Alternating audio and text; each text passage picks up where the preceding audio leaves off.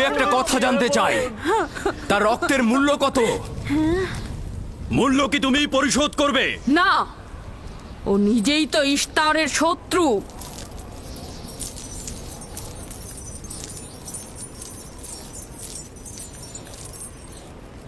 তুমি নিজেই তো ইশতারের শত্রু। প্রথমে তোমার নিজের রক্তের মূল্য পরিশোধ করো। তাহলে আমাকে বন্দি করছো না কেন? বন্দি করো।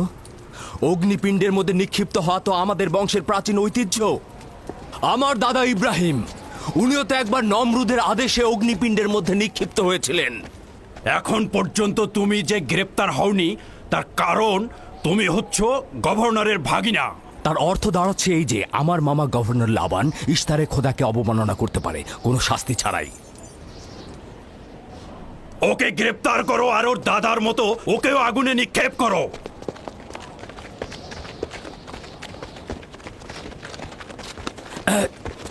ছেড়ে দাও, আমার প্রশ্নের উত্তর দাও। ছেড়ে দাও আমাকে। এই, এখানে কি হচ্ছে এসব?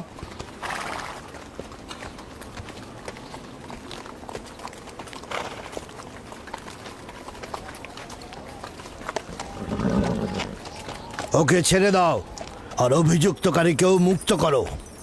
ফারাসের অবশ্যই শাস্তি পাওয়া উচিত। যখন ইয়াকুব জীবনের মূল্য পরিশোধ করতে চায় তখন তোমাদের কোনো অধিকার নেই ওকে শাস্তি দেবার।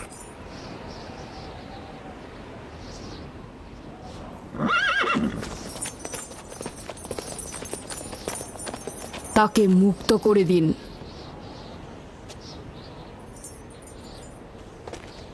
ইয়াকুব, তুমি অবশ্যই ফারাসের জীবনের মূল্য স্বরূপ 500 দিনার পরিশোধ করবে।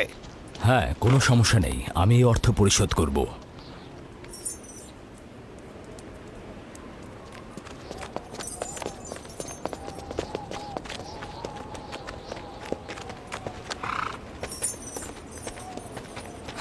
খোদা তাআলা আমার দয়ালু মামাকে হেফাজত করুক। ইয়াকুব, আমি তোমাকে কতক্ষণ এরকম বিপদ থেকে বাঁচাতে চোখে চোখে রাখবো?